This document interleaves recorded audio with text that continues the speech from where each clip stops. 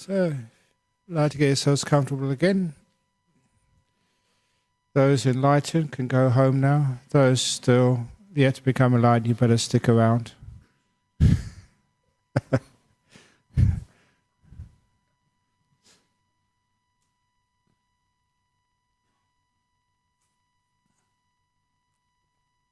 Very good.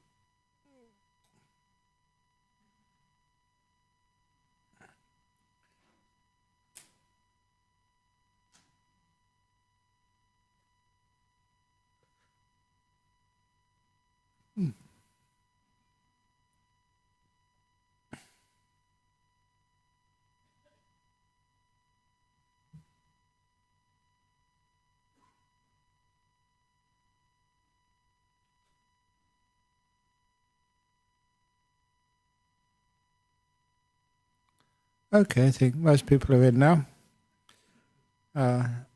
Just after I gave the talk last week, it's just following morning, have to get up at 3:30 and get ready to take a flight to Melbourne for the Victorian Vesak ceremonies, giving lots and lots and lots of talks, and then come back and look after the shop here. So I work really hard. And I am getting lazy in my old age, so I decide to try and give talks so that people won't need to come and bother me with questions anymore. Because one of the biggest questions I've been bothered with in Melbourne and here is when there's tragedies in life, when things go wrong, when nothing works out the way it should be, and you're left in big trouble. And that's when you usually come and bother me. I've got my own trouble. When I work it out, I think, I'm peace at last. Then somebody comes and dumps their problems on me. Oh, I wanted to have a nice peaceful life as a monk, but I have to work out the problems of the people over in Victoria, raise funds for them. And then someone rings me from Sydney with their problems. And then from overseas with their problems. There's how many billion people in the world? That's a lot of problems. So, in order to try and solve everybody's problems in one hit so I can retire and have an easy life, this evening's talk, it won't work, but it's worth a try, is what to do when everything falls apart. When life really becomes difficult, when there's so much pain and disappointment and there's nothing you can do at all. What to do when it all goes really, really wrong. Number one, when things go really, really, really wrong, you should say, I expected that. Because too often we live in this fool's paradise where we think that everything will go rosy, that everything will be wonderful. You know, sometimes that's what used to happen when I grew up. We always had the fairy tales, and the fairy tales that everybody lived happily ever after. But you know that's not true. In fairy stories there is. They ride off into the sunset, and that's when the arguments start. And the disappointments happen. That's the trouble. Happy ever after is a fantasy, or is it? Maybe you get married, or you get your job, or you win the lottery and you think you live happily ever after, but no, that's not the right fairy story. The right fairy story you'll see at Dhammasara monastery. And the nuns, they became anagarikas or novices, they became nuns, and then they lived happily ever after. Who are the happiest people you've ever seen? Hopefully in front of you, yes. So that's the way to live happily ever after. The real fairy story should be, once upon a time, a person was born and they heard the Buddha's teachings and they became monks and nuns and they live happily ever after. But no, even as monks and nuns, you have lots of troubles and difficulties. So how do we deal with those difficulties? Number one, we expect them. That's the problem, because so many of these things we think we don't anticipate them. When they happen, we think something has gone wrong. When we think something has gone wrong, that's when we get angry, guilty, we blame people. Now that is the problem. It's not life is the problem, it's just our expectations and the reaction we have when our expectations don't come true. So, my advice, which I think I said last week, please lower your expectations. I love that. It's opposite to what everybody says in the world. Raise your expectation. Aim for the stars. And if you aim for the stars, you fall a long way. So for me, lower your expectation. Have a much happier life. But especially understand this is part of life. And when it does get tough and difficult, there is a reason for that. As I said, I think last time, the 70% rule. If you always get 100%, you learn nothing. 30%, you get depressed. 70%, which is what most people have in life. Yes, sometimes you get things go wrong, the 30% of the time. But that is where we learn, that is where we grow. That's we realize there's something to be fixed up there, something to be done, something to understand, some work to be done. And it's because of the work we do, learning why did those mistakes happen, and making strategies so they don't happen again. It's not blaming and punishing, that never works, but learning. We say in Australia, that's the AFL code. The AFL code is nothing to do with football. It's to acknowledge, forgive, and learn. Whatever happens, acknowledge, yes, it hurts, a mistake has been made. Forgive it means not blaming others, not blaming yourself. Blaming yourself is guilt. And learning from it. And what do we actually learn? The learning is the best part. And one of the best stories I ever heard, which is a classic Buddhist story, which I change as I usually do. If you ever say these stories, don't just say them as I say them, change them, they adapt all the time. Let stories grow and embellish them. And that was a story of the man who was being chased by the tiger. This is a story which says what to do when everything goes terribly wrong. He was being chased by a tiger in the jungle, a man-eating tiger. And there's two things you should know about tigers. First of all, they can run much faster than you can. So if you're being chased, you're in big trouble. And number two, they like human beings for dinner. It's a delicacy, especially fat human beings, like monks. So anyway, this tiger was running after this man in the jungle. And what did the man do? He was really in big trouble. The tiger was almost at his heels. He saw a hole in the jungle, an abandoned well. Yes, it's exciting, isn't it?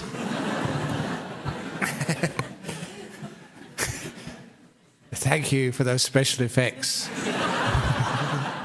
And he had no choice. He took a risk. He jumped into that well. And as soon as he committed to jumping into the well, that's when he realized he made a big mistake. Have you ever done that? You know, you take a risk and you find, big mistake. Because that well was dry, there was no water in the bottom.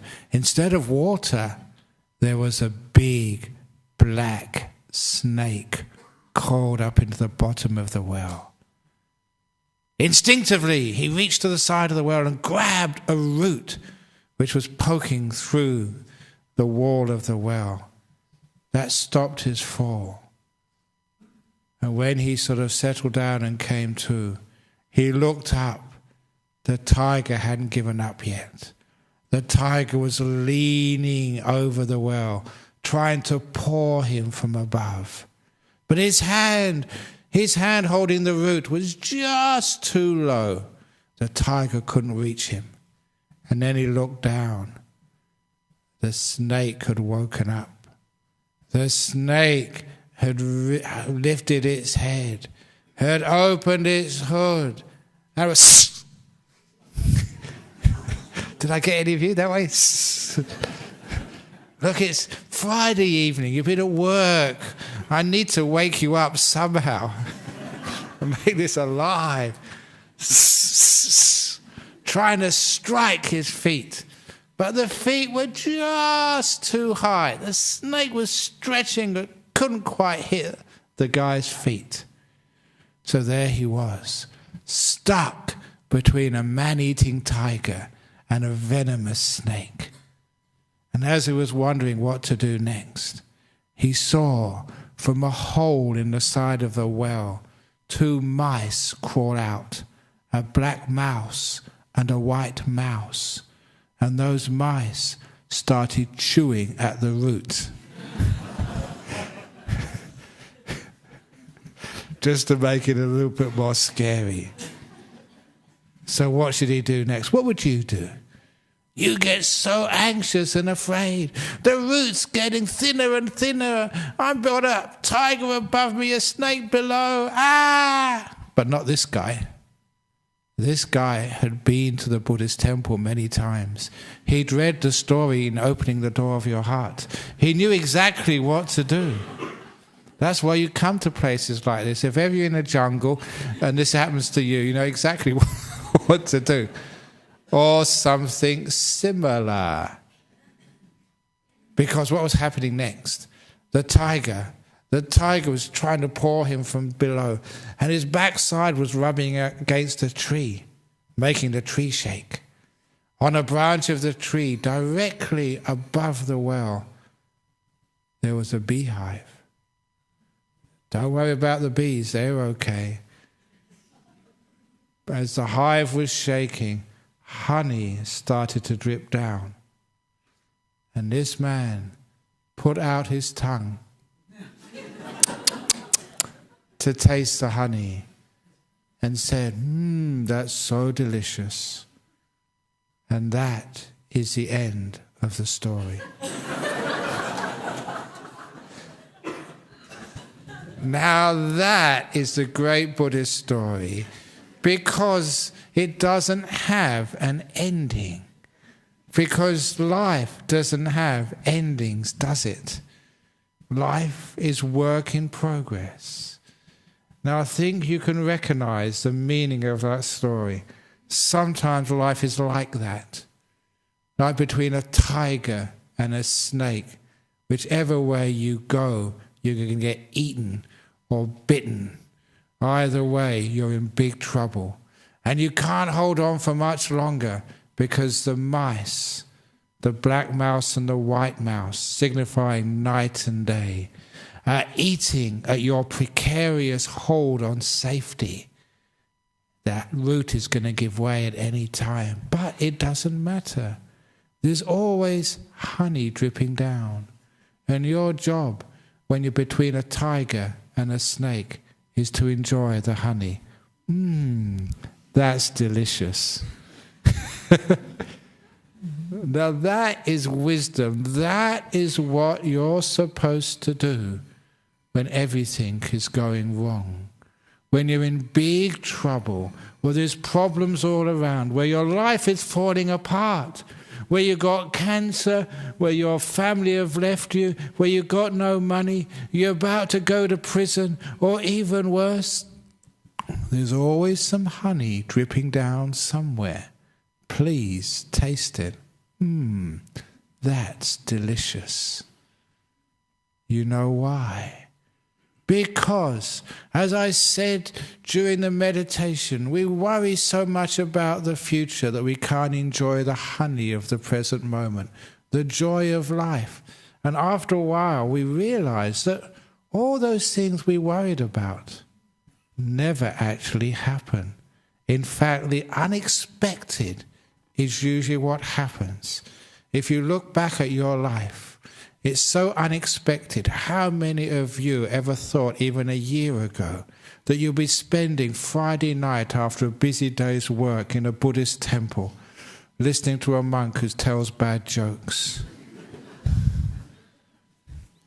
This is today's bad joke. I'm going to get into big trouble if this goes. I think it is streamed live all over the world. I hope there's no policeman in Los Angeles listening to this evening, because this is the story of Obama, the President Obama, who decided to test out his law enforcement agencies. He decided to compare the CIA with the FBI and the Los Angeles Police Department. So he gave them a test. He released a rabbit in the forest. And he sent in the CIA, first of all, to find that rabbit. They took 2 whole months, and they sent the president a report that their crack intelligence agents were convinced there was no rabbit in that forest. Thank you, CIA. And then they sent in the FBI. And the FBI went in with their guns. They shot half the trees down in the forest. And then they came out after 1 month saying, yes, they agree with the CIA. There is no rabbit in that forest. And then they sent in the LAPD, the Los Angeles Police Department. They were only in there for 3 or 4 hours before they brought out this bear. And this bear was covered with bruises and cuts. It had his hands up and was shouting, "Okay, I admit it, I'm a rabbit, I'm a rabbit."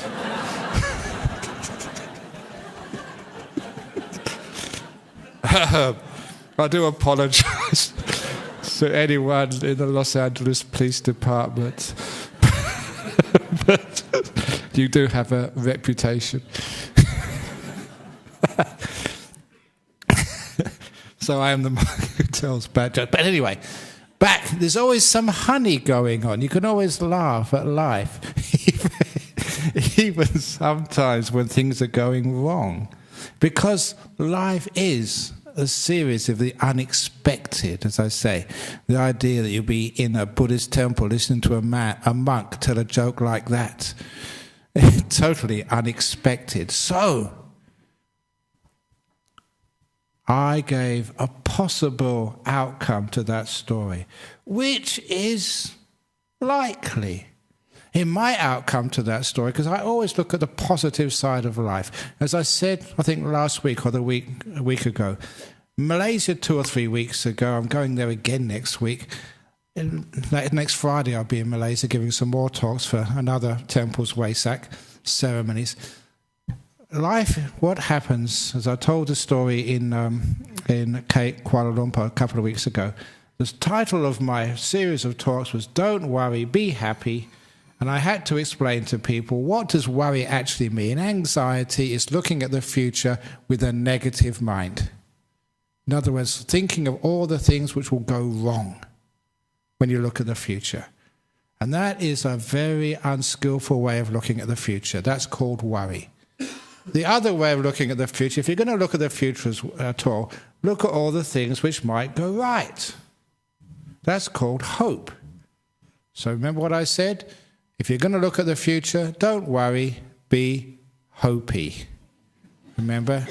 Not happy, because they said be happy. I said, no, be hopey. I like inventing new words for the English language. So remember, if you're going to look at the future, don't worry, be hopey. I think you understand what I mean. So, there you go. Tiger above, snake underneath. The mice eating at your precarious hold on safety. Don't worry, be hopey. And so I worked out what might happen. That tiger leant a little bit too far. You know what it's like when you're greedy, when you really want something, you can't quite reach it, you just reach a little too far. How many times has that happened to you? You reach too far, and the tiger fell into the well. Fortunately, he just missed the man, but fell right on top of the snake, crushed the snake to death, and broke its own neck at the same time. That way, both of them being killed, that man could climb out of the well at his leisure and walk happily home again. All his worries were overcome because of the unexpected. Now that's one of the problems when life starts to go wrong, there's always some honey. Eat and enjoy that honey, because the future is not what you expect it's going to be. It's always the unexpected, which is why we take that honey, and at the same time, we always remember that great story that because of the way that life is run, it will pass. That's a great story of the Emperor's Ring, which I was told so many years ago, which has helped me, because just because I'm a monk, it doesn't mean that life always goes well. I'm a stupid monk, I must admit, because being a monk, you're supposed to have a nice, simple life. Just do nothing, have no responsibilities. And I have so many responsibilities these days, it's ridiculous. I don't know how I got into this. Sometimes, you look back and say, how did I allow myself to get into this? And a lot of time it's because you just go with the flow and just see what happens, and you're kind. The more times you're kind, the more times you say yes, and the more responsibility you get. But it's fine, you enjoy yourself, you just give. But you give knowing that no matter what happens, it will pass. So there are times in my life when things get very, very difficult. Monks disrobing, people leaving their temples, things not really working out very well. In this center, in the monasteries overseas, all over the world.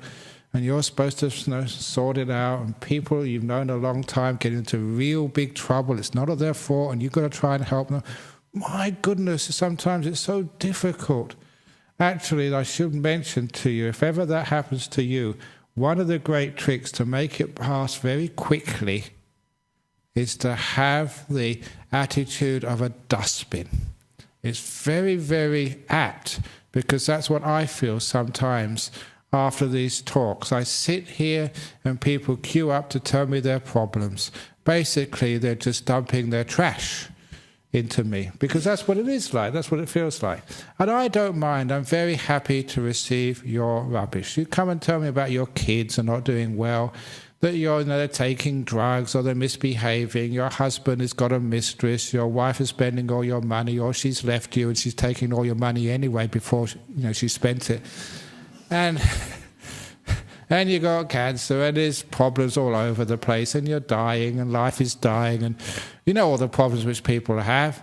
So you listen to them with kindness, and it's really nice that people actually tell you these things. Sometimes that's all they need to do, is just to open up and let somebody listen to them. Because when they tell you, it doesn't really sound so bad once they bring it up.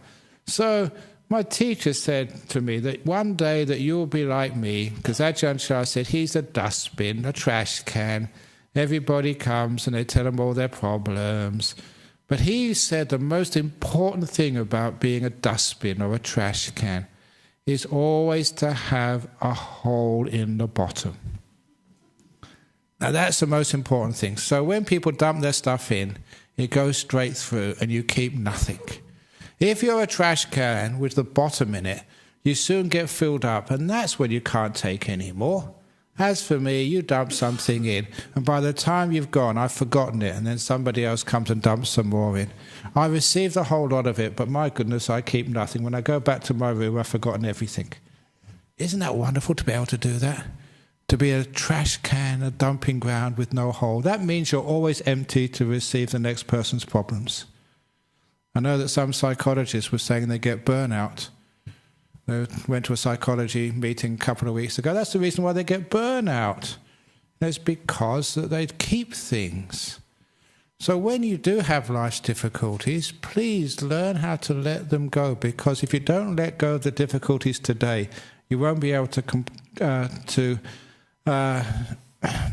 be able to cope with the difficulties which are coming tomorrow. The difficulties keep on coming, but they do pass. That's a wonderful thing about that story of the Emperor's Ring, because the story became this emperor. You know who the emperor is, don't you? It's you. You're the emperor of your life, of your body, of your little family, of your world.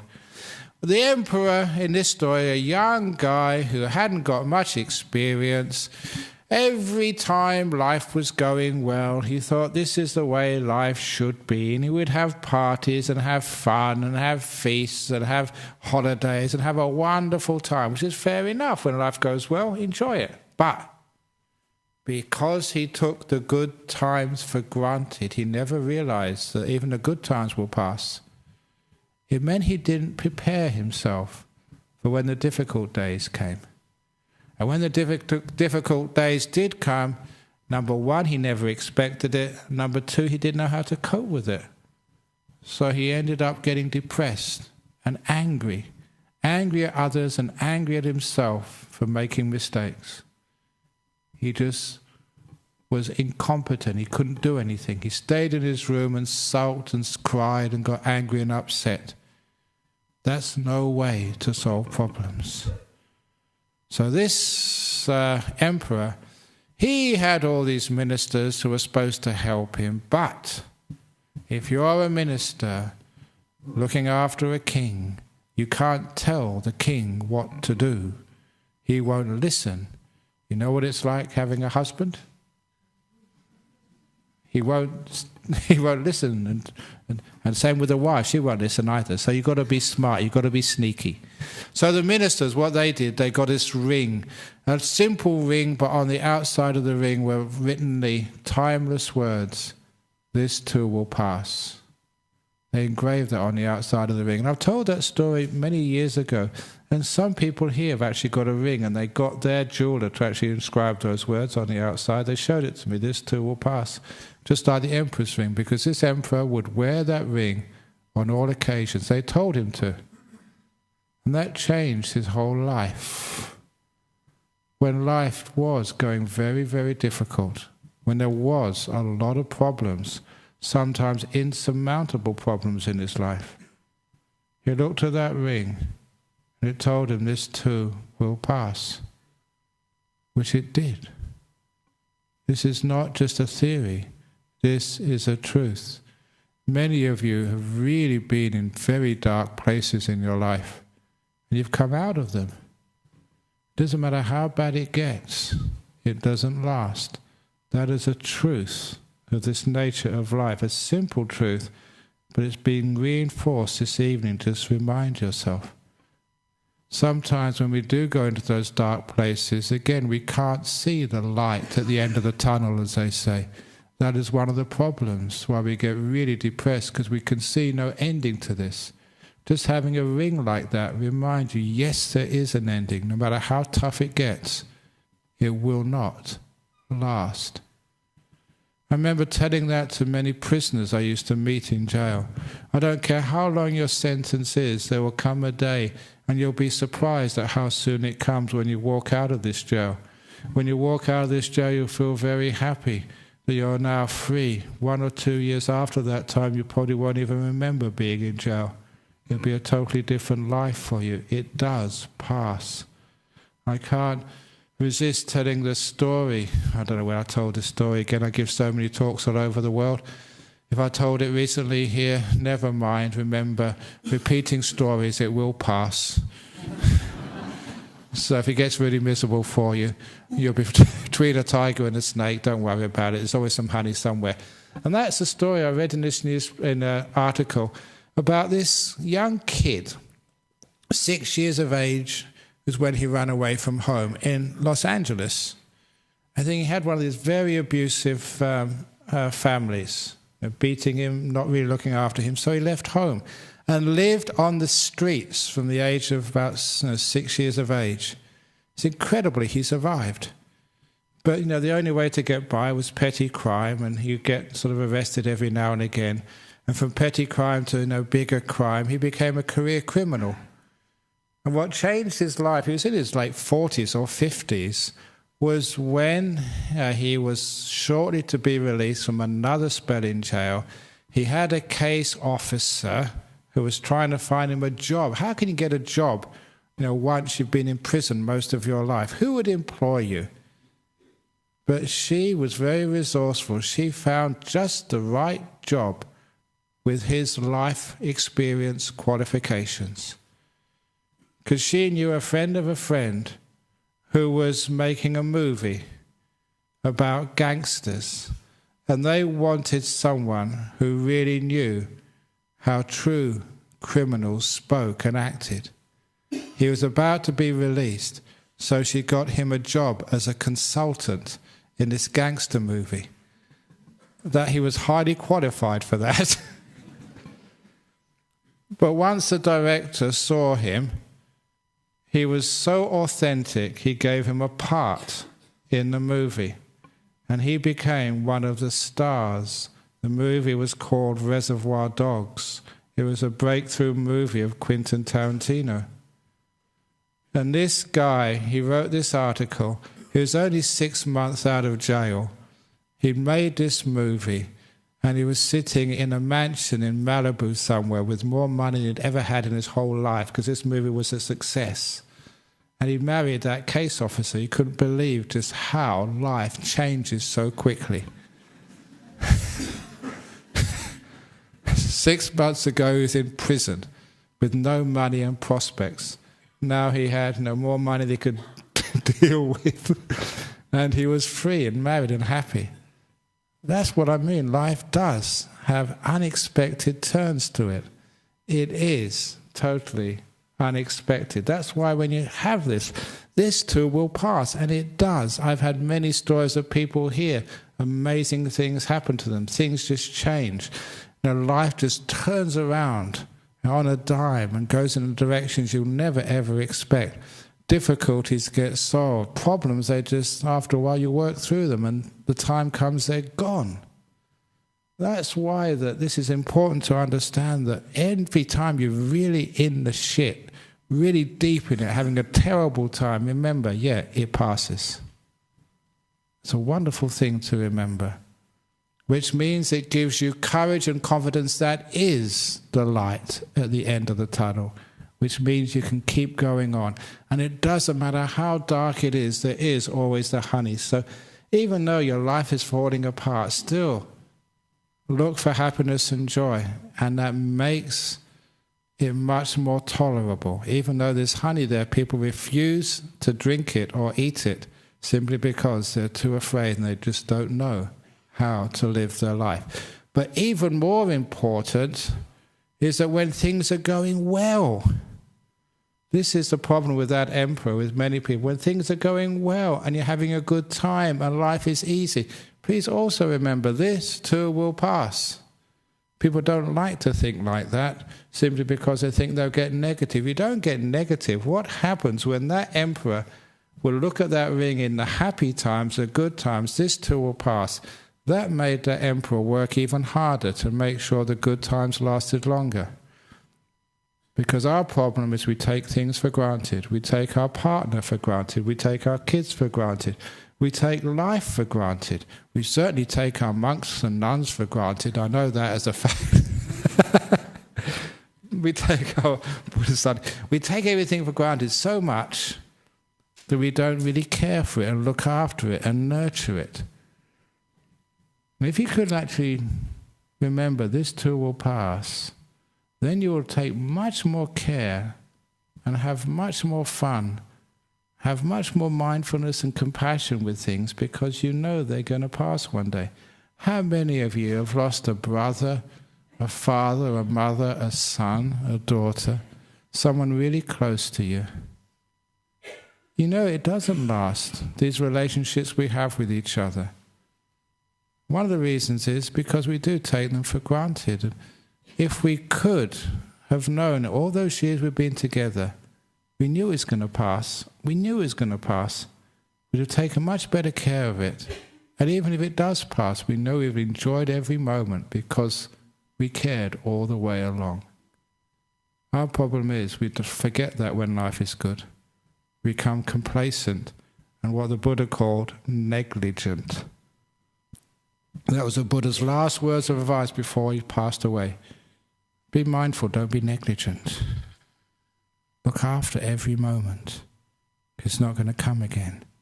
This too will pass. And those stories of this too will pass become very, very powerful. The next story I'm going to say of what to do when things get really, really difficult, when you are between the tiger and the snake, That was an old Buddhist story, but this is one of those stories I got from my own life. And again, some of you have heard these before, but it's going to be reinforced, especially for those who have never heard these stories before, because this actually works and it's incredibly powerful. It was the story of the guy who was a soldier in Burma during the Second World War. This was a fellow school teacher. In the 1 year I was a school teacher, this guy told me this story. He was very old, about to retire, because he had been drafted into the British Army during the Second World War and sent to Burma to fight Japanese. And he wasn't a military man. He was like just a school teacher. Everybody had to join up in those days. So he found himself fighting a war in this foreign country which he didn't really understand, with real bullets, and he was very, very afraid. And what happened, one day he told me that his fear reached its peak when he was out on patrol in the jungles with a small group of fellow British soldiers. And the captain, or rather scout, came back to tell them the news that they had stumbled into a huge number of Japanese troops. They were vastly outnumbered, and now they were surrounded. And there was no way out. He thought he was going to die. This was war, surrounded by the enemy, outnumbered, about to die. Now, those of you who have ever known people who've fought in wars or battles, you will know from just the tales of soldiers that no one ever knows who's going to be the hero and who's going to be the coward. These big, strong guys, sometimes in those terrible situations, they just fall apart. Where these little guys, you never think would be the hero, stand up for the occasion, and they become tall. They're the heroes. And this was this guy. He said, he had all this great heroism coming through his system. He decided to be the hero. He told the captain, let's fight our way out. The chances of anyone surviving are 0. But who knows, sometimes, somebody might survive. They certainly survive in the movies, but against all the odds. Who knows? And anyway, even if we do all die, we take some of the enemy with us into death. That's the heroic thing to do. That's what real men do. So he wanted to fight his way out. But his captain said, no, we will not fight our way out. That's an order, and they had to follow that order. Instead, said the captain, I order you to all sit down and make a cup of tea. And I often say at this point, it was the British Army after all. And he couldn't believe this order. Make a cup of tea when we're surrounded by Japanese troops at war, outnumbered, about to die. How can you think of having a cup of tea? But an order was an order. They had to follow it. He thought this was the craziest thing he'd ever done in his whole life. But it was to save his life. Because what happened, by the time, even before they'd made their cup of tea, the scout came back, whispered something in the captain's ear, and the captain got all the troops together and said, the scout has said, the enemy has moved. There's a way through. Put your stuff away quickly. We can crawl through this gap and all escape. And of course they all did, which is why he could tell the story. And he said he'd owed his life, not just once but many times, to the wisdom of that captain. When there's nothing to do, when you're surrounded and about to die, what should you do? Sit down and have a cup of tea. If you prefer coffee, coffee will do. I don't care. You sit down and enjoy some honey, because you know that things change. The surrounding army never stays still. They move. And when they move, if you have a scout called mindfulness, awareness, it will see gaps in the surrounding forces. It will see a way through which wasn't there before, a way to escape. And if you've waited, you'll find that gap and you will escape. The trouble with most people, when surrounded by the enemy, about to die, when things are really going wrong, we just lose it. We get upset, we get angry, we get depressed. We don't know how to have a cup of tea and enjoy ourselves just before we're about to die. And then we find we don't die. We enjoy ourselves, we wait, situation changes, and then we can make our move and escape with our life. He said later on he had cancer, terminal cancer. He thought he was about to die.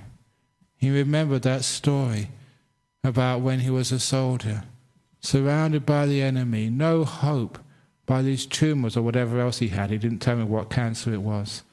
And what did he do? Just relax and had a cup of tea. And didn't worry about anything. That's what he learned in the jungles of Burma. Maybe because he didn't worry, because he had tea. And I know that tea has lots of T cells, and T cells are supposed to attack us. Where's tea? No T cells. Okay, I'm not a doctor, I'm a medicine man. You doctors are going crazy. But no, he had a cup of tea, just relaxed. And because he didn't worry, the cancer vanished. He saved his life. He found a way through. And that's brilliant advice for any of you who really, again, in big trouble, surrounded by the enemy, you can't find any way out whatsoever.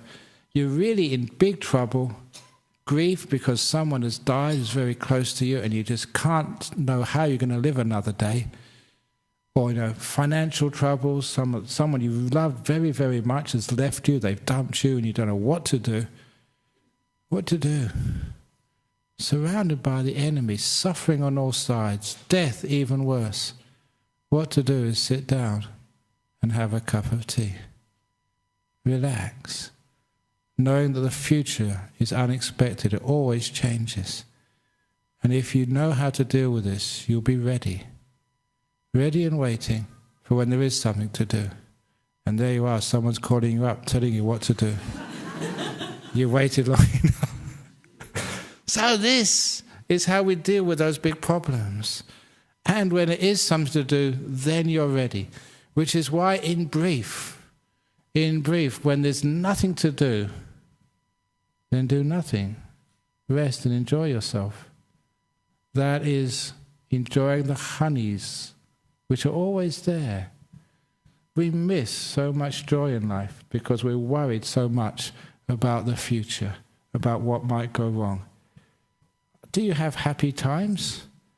You don't have enough because we're worried about things. If there's something you can do, yes, do something. But there's nothing you can do, just enjoy the honey, have a cup of tea, enjoy the moment. Even though everything is going wrong, enjoy it, please. Why not? There's nothing else you can do. Not only are you keeping your mind alert, you are giving yourself energy and happiness and hope. It means you're preparing yourself to act. So when there's nothing to do, do nothing. And when there's something to do, you're ready to give it everything you've got. Even though sometimes that's with kids who misbehave. Sometimes you have to let them go. Sometimes you can't do very much except to be there for them. When they give you a call, when they come and ask you, Mum, I now need your help. That's what it's like in life. So often there's nothing you can do. You wait. You wait until there is something you can do.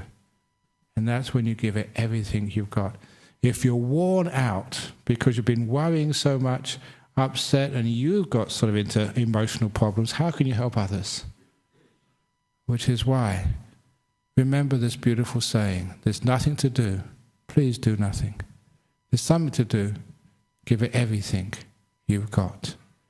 And if you want to know what's the difference there, when to do nothing, when to give everything you've got, I'll finish with a famous story of the Prime Minister of Britain many years ago, Harold Macmillan, who was interviewed during what was known as the Six-Day War between Israel fighting Jordan, Syria, Egypt, I don't know who else, but a lot of countries. It was called the Six-Day War, one of the beginnings of the difficulties in that part of the world. And this journalist interviewed the Prime Minister. And the first question was, what is your view about the problem in the Middle East? To which the Prime Minister replied without hesitation, "Sir, there is no problem in the Middle East." "What do you mean?" said the journalist. "There's a war on as we speak. People are blowing each other up. Bullets are flying all over the place. People are dying. There's a war on. What do you mean there is no problem in the Middle East?" To which this statesman said very calmly, "Sir, a problem is something with a solution. There's no solution in the Middle East. Therefore, it can't be a problem." Ooh.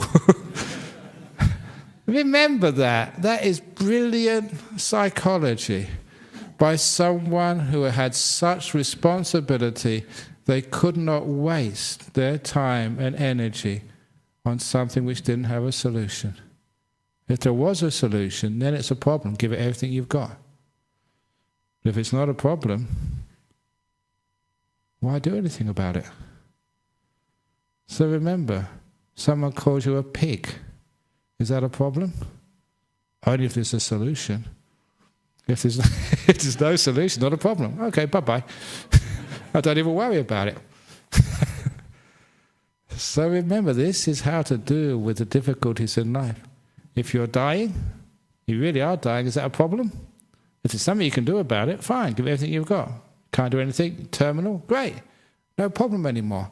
Isn't it wonderful? You don't have to go to this and don't have to go to that. No more sort of appointments, no more sort of medication. You're going to die anyway. At last, I know. I don't have to worry anymore. It's not a problem, is it? It's only a problem if it is a solution. If there's no solution, no problem. Then you don't waste so much time trying to solve problems. Instead, you can waste all your time having cups of tea and coffee and drinking the honey of life, and you'll have fun. Thank you for listening.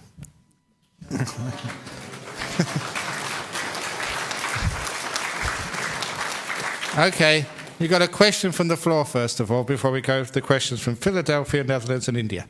Yes? What happened to the mice?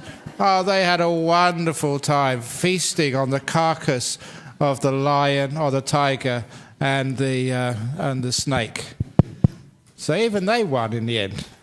And as for the tiger and the snake, because they gave this wonderful story which has helped people for such a long time, they both got reincarnated in the heaven realm because of their good karma in creating a good story. From Jamie from Philadelphia, USA, my question for Ajahn Brahm is, can your expectations be too low? No, look at I've got no expectations at all. You can't get lower than a monk. I just live in no expectations at all. I don't expect anything. No money, no superannuation when I just don't expect anything. No praise, don't even get a cup of tea sometimes.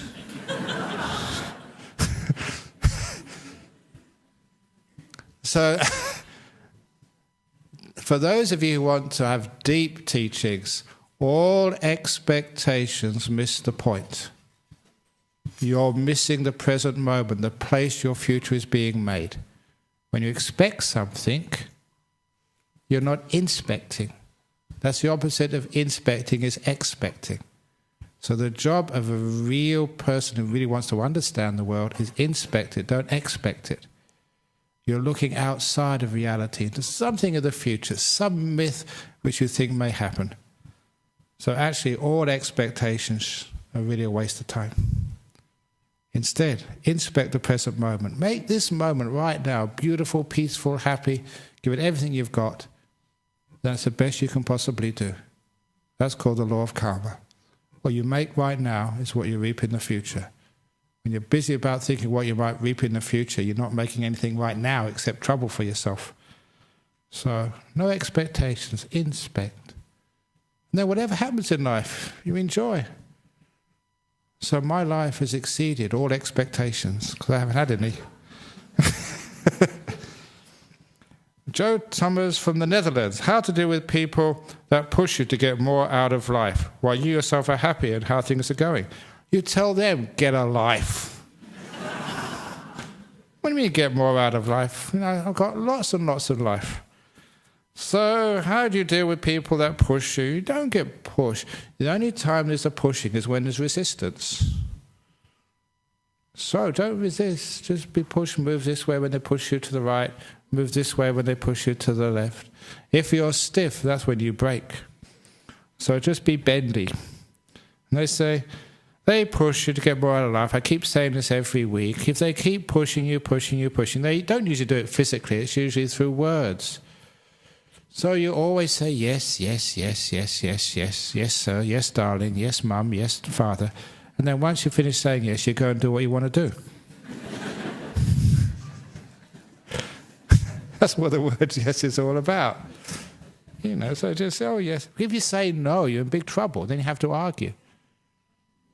And okay, I really shouldn't tell you all these tricks, because these are my tricks. When people ask me, can you come to my house to do a ceremony, and I don't want to go, I never say no. Because if I say no, you argue with me and tell me all the reasons why I should go. So I said, well, I'll go and ask the monks when I go back to our monastery tomorrow.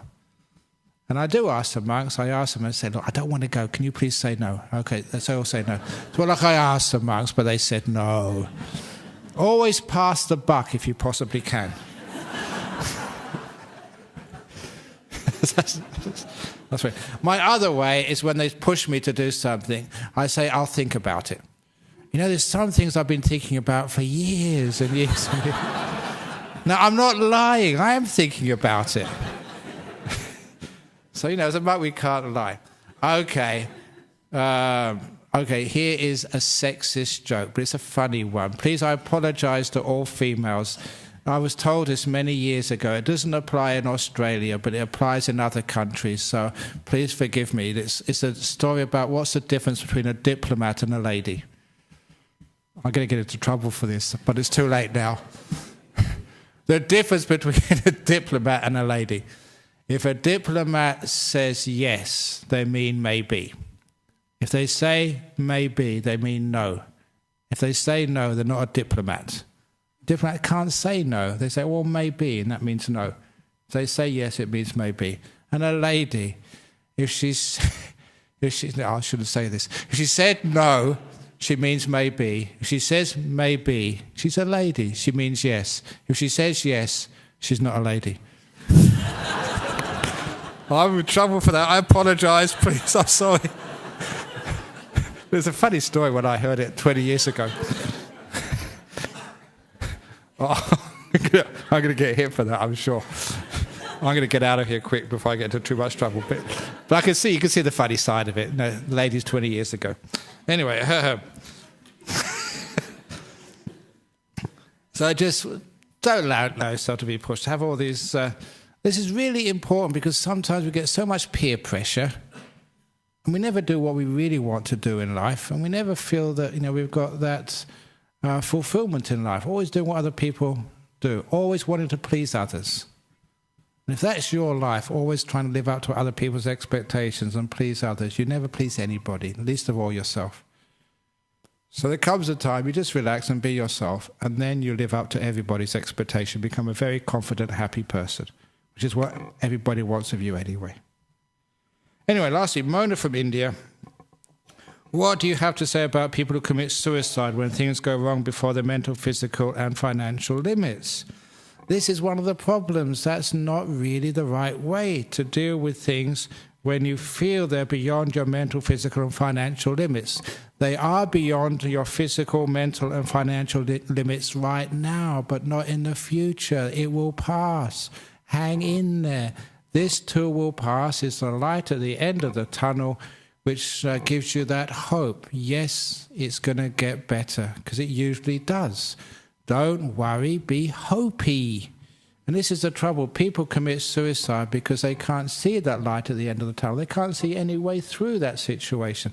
That is the big problem. Just to give that hope, to give that opportunity. Yes, you've got a tiger above you, a snake underneath you, and you've got this black or white mice are going to be eating at your precarious. You can't hold on for much longer, but you don't know what might happen next. So that means that you do have, through these teachings, you do have the mental and physical and financial width and strength and wisdom to be able just to hold on for a bit longer. And you see things, they do change. I don't know how many people here have been really under it, and really sort of, you have been able to recognize that it's like being surrounded by the enemy, and it looks really, really bad. But you've just hung in there because you know it will pass. And you found out, yes, you've had actually success. You've got through it and you know the way past it. Many people have done that. So suicide is not the solution, because in Buddhism, if you kill yourself, you're still there afterwards. Your stream of consciousness is still there afterwards. And you think, I can't even kill myself properly. I'm still there afterwards. And that makes you really depressed. So instead, there's a much better way. You're still there afterwards. Your stream of consciousness continues. So the problem is not solved. Your body is gone, but not the real problem. And one of the interesting things, this is for those who understand about reincarnation, rebirth. People do it once in their life, in this life. They tend to do it in their next life as well. They literally are repeat offenders. Because that is the solution they have when life gets tough. To kill their body, and they think it's solved. Which means they keep on doing that, lifetime after lifetime after lifetime. And that's not the way to deal with the problems. Sometimes you just got to stand up, face it, realize that it doesn't last, it's only a temporary thing. No matter how bad it gets, it's always temporary. That's when I was really, really down and sick, as I said a few weeks ago. Really down and sick in this third world hospital in Ubon, in Thailand. 37 years ago now. Really, really bad. That was the hospital where first evening there, you had typhus fever, felt terrible, next to death. And at 6 p.m, the nurse disappeared. 1 hour later, the night nurse still hadn't appeared. And I asked the monk next to me in the next bed, should we let someone know the night nurse hasn't arrived? Because if something happens in the middle of the night, you've got no one to help you. And that's when the monk said, there is no night nurse in this hospital. We only have a nurse during the daytime sometimes. If something happens in the middle of the night, that's just bad karma. That was not reassuring. And that was true. You only had nurses there for half the day. At night time, you're at your own resources. And people were really sick. And there was no bell to ring. No one would come. You scream and no one would come to help you. So good for a hospital. But anyway, after feeling so bad for about 2 or 3 weeks, that's when Ajahn Chah came to visit me. And this was this big scene. Even by that time he was famous, and he came just to visit me. Oh, I felt so good and so happy and so relieved. The great master come to visit me. Yeah. But the euphoria only lasted for about 5 seconds. That's all. Because this great teacher, he came right up to me and he said to me, Brahmawangsa, that's the full name, not Ajahn Brahm, Brahmawangsa, he said, you're either going to get better or you're going to die. And then he left. His wisdom was wonderful, but his bedside manner was terrible. And that's so true. It doesn't last. You're either going to get better or you're going to die. And that's it. Very good teaching. So if any of you are going to visit your mother this weekend in hospital, no, Mum, I heard from this monk, you're either going to get better or you're going to die. Bye-bye, see you tomorrow. Don't do that. That really hurt me. But it's so true, isn't it? It doesn't last. And usually you get better. So that means be hopey. and then you find you can deal with trouble. You don't need to sort of don't commit suicide, because it's not beyond your mental, physical and financial limits. You just think it's beyond your limits, that's all. And it may seem to be beyond your limits today, and it might be an accurate description. You don't know what's going to happen tomorrow. One of the reasons I said this, because I remember Charles Dickens. He had his 100th anniversary or something recently, last week or whatever, and one of his great books, I think, was, please if it was wrong, David Copperfield, with Mr. Micawber. I always remember that guy. Mr. Micawber, when he went to this debtor's jail and he couldn't pay his debts. This was in England 150 years ago. And if you ran into debt, they'd put you in jail for a few months or however long it took. And as he was being taken to jail, he always used to say, something will turn up, something will turn up. He was always an incredibly positive guy. Even going to jail, he didn't mind, something will turn up. And of course, eventually it did.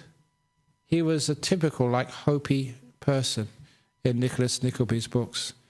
And that's why he turned out to be successful and got through all these difficulties.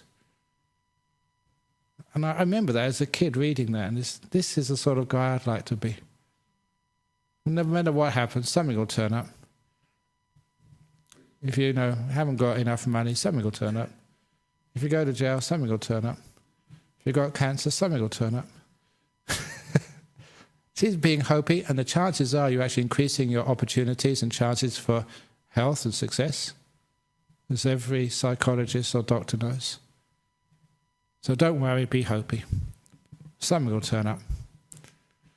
Okay, and now I'm going to turn off the microphone, because thank you for all of those people over there.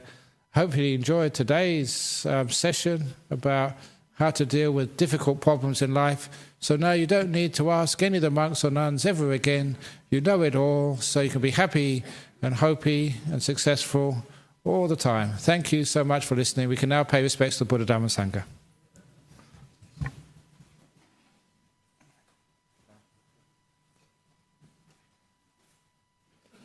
Arahang Samma Sambuddho Bhagava Buddhang Bhagavantang Abhivademi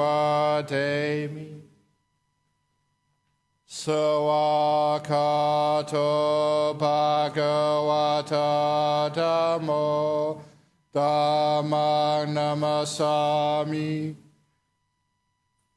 Supatipano Bhagavato Sawaka Sangho Sanghang Namami.